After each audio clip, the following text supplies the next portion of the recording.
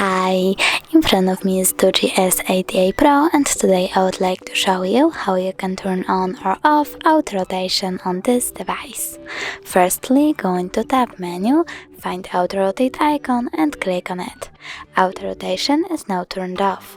You can turn it back on by clicking on the same icon, but you can also go into Settings, scroll down, click on Display, tap on Advanced, scroll down again and click on the switcher next to Auto-Rotate screen to enable or disable this option. If you want to check out if it works, you can go into any app, for example Photos, and turn your device.